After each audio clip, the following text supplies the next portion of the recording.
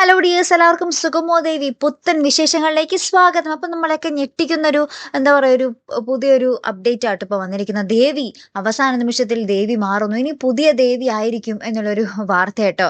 അപ്പം ഞാനും അതിങ്ങനെ കുറേ ഞെട്ടി. പിന്നീടാണ് അറിഞ്ഞത് അത് നമ്മുടെ ആ ഒരു സുഗമോ ദേവിയുടെ അവസാനത്തെ സൂചിപ്പിക്കുന്ന ഒരു വാർത്തയായിരുന്നു എന്നുള്ളത്. സുഗമോ ദേവിനെ നമ്മൾക്ക് പ്രേക്ഷകർക്ക് എല്ലാവർക്കും അറിയാം.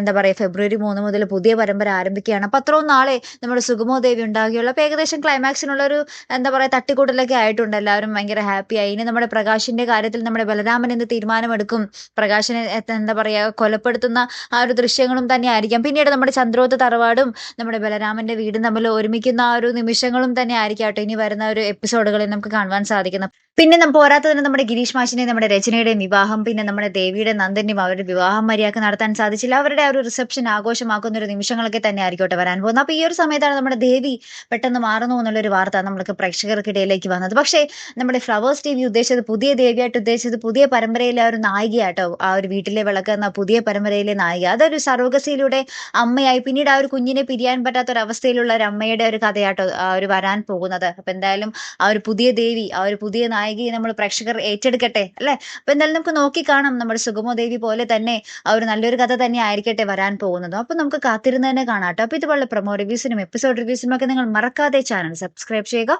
അടുത്തൊരു വീഡിയോയുമായി വരുന്നത് വരയ്ക്കും ഗുഡ് ബൈ.